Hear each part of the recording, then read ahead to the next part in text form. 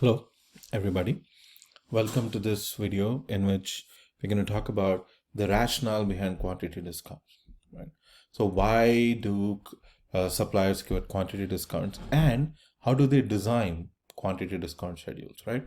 In the last couple of videos, we looked at all unit quantity discounts and marginal unit quantity discounts, and in both of those cases, we saw that we usually have something that looks like this, which is a quantity discount schedule. It says that if you order between 0 and 4,999 units, you pay $3. If you order between 5,000 and 999, you pay $296, and so on. The question is, how do you come up with these cut-off values? How do you come up with these threshold values?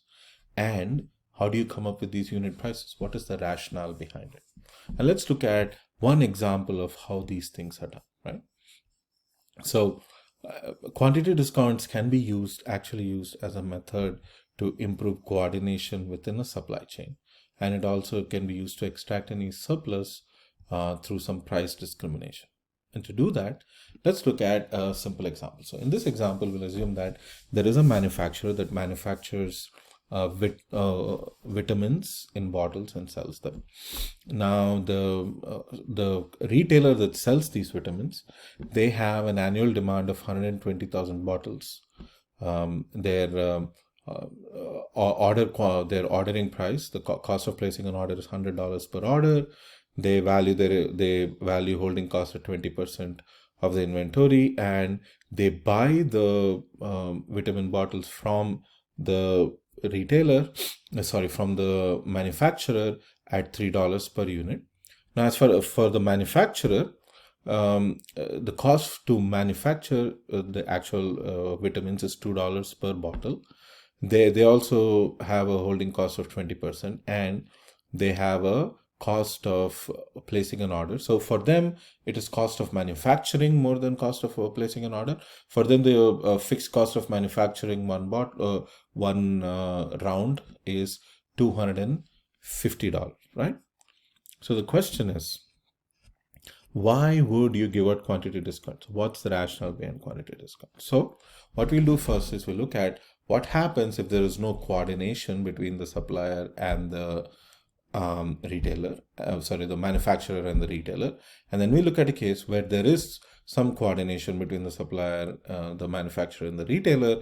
And then we look at supply chain profits and do some calculations based off of that. Now, all the calculations that we do here are actually pretty straightforward. These are all the calculations that we did for the EOQ model. So I will do this in Excel in a second, but the calculations here are pretty, like I said, pretty straightforward. So first thing that we do is, for the retailer, what is their order quantity?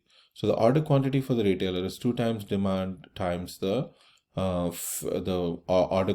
ordering cost for the retailer divided by H times C for the retailer. If you do all the calculations, you'll end up with 6,325 units. So that's how many units you have to, the retailer will order every time they place an order. So, and the annual cost for the retailer is $3,795. If you calculate the ordering cost and the holding cost, that's what it comes down to. Again, we're not calculating material cost here because we have not yet come to the point where quantity discounts make sense. We're just trying to figure out the rationale behind them. Now, similarly, for what is the annual cost for the manufacturer, once we know that the order quantity, so the retailer is going to order 6,325 items every time they place an order, we can also calculate their annual ordering cost for the total cost for the manufacturer, which is again D over Q star. So it's the same order quantity that we have, times, this time we'll use the cost values from the manufacturer, which is $250 for the manufacturer, and holding cost for the manufacturer. This comes down to $6,008. So that's how much it costs the manufacturer. And the annual supply chain cost, so the total cost for the retailer and the manufacturer put together, is $9,803. So this is if they do not do any sort of coordination.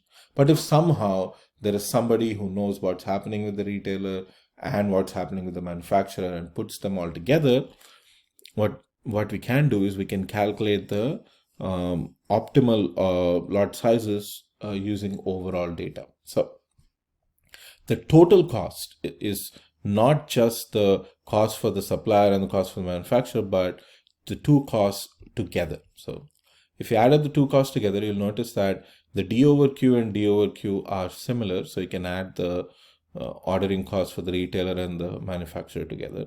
And Q over 2 and Q over 2 are similar. So the holding cost for the retailer and the holding cost for the manufacturer also can be added. And you can calculate the value of Q star using all the data. So it's 2 times D times the total ordering cost divided by the total unit holding cost. And that will give us 9,165 as opposed to 6,325 that we had before. So what does this mean? This means that the retailer should order 9,165 bottles from the supplier to maximize the total cost for the supply chain. So to minimize the total cost for the supply chain. Now, if the retailer does order 9,165, their annual cost now becomes $4,059, while the annual cost for the manufacturer becomes $5,106. And if you add them together, you'll notice that the total cost for the supply chain is 9,165, which is less than the $9,800. So there's a good $700 difference if you are able to coordinate between the two. But the problem here is that if you notice the cost for the retailer and the manufacturer, the cost for the manufacturer comes down significantly. Originally, their cost was $6,000. Now it is $5,100. So there's close to $900 in reduction in cost for the manufacturer. But for the retailer, the costs have actually gone up. Originally, their costs were $3,795, but now their costs are $4,059. So there is a $264 extra that the retailer has to pay. So why would the retailer pay extra? And I mean, it's not wow. And how would the retailer benefit from having an integrated supply chain, right? So that's one of the reasons why it might make sense for the manufacturer to offer quantity discounts, because if the retailer orders $9,165, they are able to make a lot more money because their costs reduce significantly. So if you notice, like we said, the difference between the retailer and the manufacturer is about cost is 4,059 minus 3,795, which comes out to $264 per year, right? So manufacturer needs to offer an incentive of at least $264. So the manufacturer should make it so that the retailer pays $264 or less or more, less than what they paid before. That is when it makes sense for the retailer. Otherwise, it doesn't make sense for the retailer. So that is why a quantity discount makes sense. So we say that the appropriate quantity discount would be if the retailer orders less than $9,165, then the retailer will pay $3 per unit. But if the retailer orders more than $9,165, then they pay $2.99.78. So how did we come up with this number? Well, the calculation here is simple. We have to have them, the manufacturer should give an incentive of at least $264. So $264 over 120,000 bottles comes out to the difference between $3 and this number right here, right? So let's actually do that calculation. So if you do, let me just do that here. So if you do 264 over 120,000 bottles, right? So that's the price. So if you do so $3, that was the original price, right? Minus that number over there, you get $2.9978. And that is how that calculation is done. So again, this was maybe a little bit too small. Let's look at the calculation again. The calculation is that the difference between what the what it was costing the retailer before and after the coordination is $264. So the retailer is paying $264 more. So to incentivize the retailer to order 9,165 items rather than the 6,300 and whatever items they were ordering before, it makes sense for the manufacturer to offer the retailer a lowered price. And that only makes sense if they order 9,165 items or more. So, and that difference of $264 is divided over the 120,000 units for the year. And so if you calculate that out, it comes out to about $0.0022. And you subtract this from the original $3, and that is the value that you get there. And that is how quantity discount schedules are calculated. So how do we come up with the cutoff values? The cutoff values are based upon how much it makes sense for the retailer to order from the manufacturer. And then the value, the reduced value, comes from the fact that, well, how much incentive will the retailer have to give the manufacturer have to give the retailer, so the retailer does order more items than before, right? And that's pretty much it. So again, these calculations are pretty straightforward. I'm not going to show them to you here. I'll put them in the Excel file that I upload on Canvas, but they are pretty straightforward calculations, right? You know what? Let's quickly go through the calculations. Why do we skimp on it, right? So let's first look at the numbers quickly, right here. So we have demand 120. Then we have, let's call this for the retailer.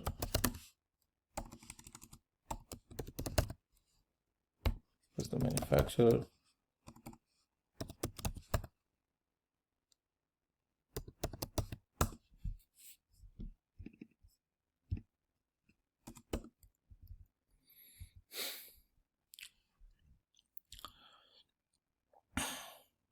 Now, ordering cost. Ordering cost for the retailer is 100, for the manufacturer is 250. Then we have holding cost. That's about 20%. It's the same 20% for both of them. Unit price.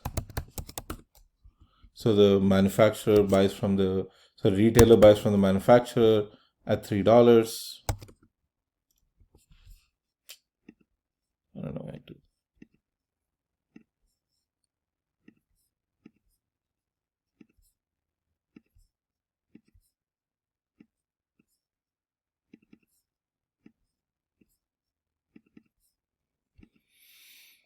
And the manufacturer manufactures it for $2, right? So we have that. Now, once we have that, we can calculate the optimal order quantity, which is square root. Let's do square root first. 2 times capital D times S divided by H times C.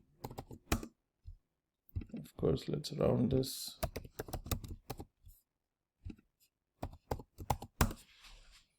$6,325 items, right? So once we have that, let's calculate the holding and ordering cost.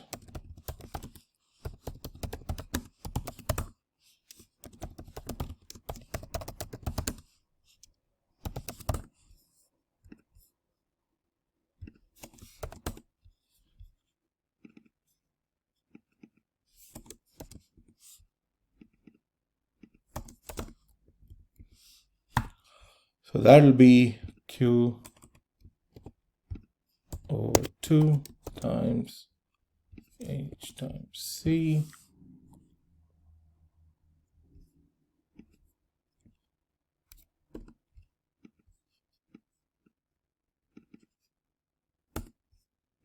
Annual ordering cost D over Q.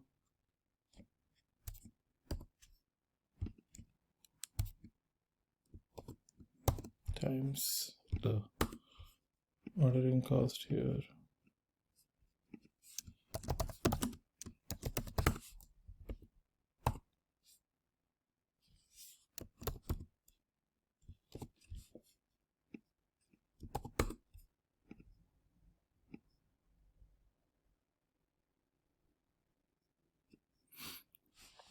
right? And this is the supply chain cost, total cost of supply chain is the sum of these two numbers. Now let's do a similar calculation. So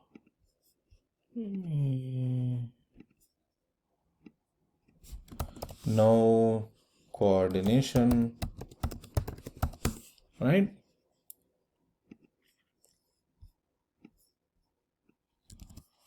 Let's do the same but with coordination.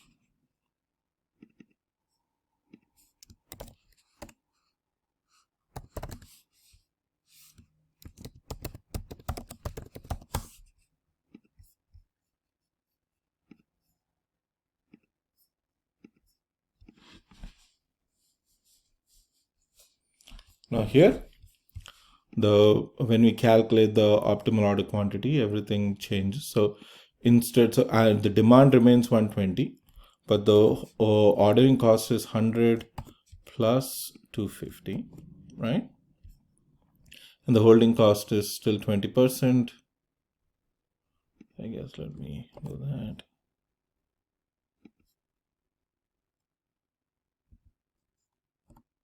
I guess I didn't need that. Plus 20% times 2, right?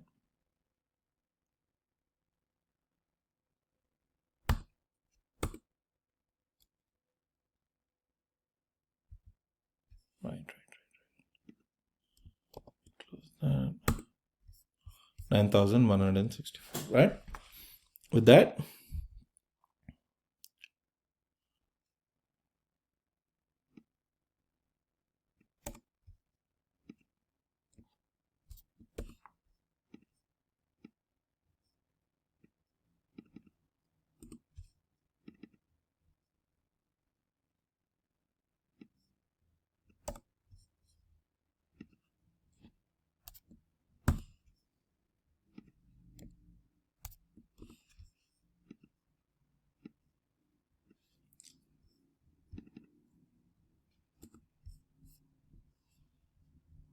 right? So you'll notice that the total cost of the supply chain has come down significantly. The cost for the manufacturer has gone down significantly, but it's the cost for the retailer that's gone up. So the incentive is the difference between this number and this number. So $264.10. That's how much incentive the manufacturer has to give the retailer. So the reduced price will be $3. That's how much it's charging before, minus the $264 that has to be charged for the 120,000 items. So per item, it comes down to a much smaller number. Let me do.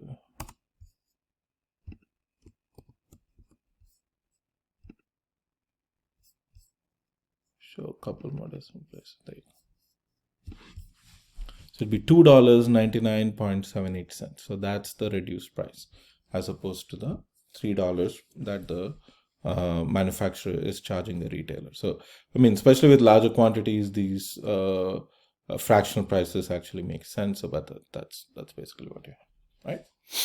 Okay. So that's it. So this is the rationale behind quantity discounts and how they're actually calculated in real life and so on. Okay. I'll see you all in the next video. Take care.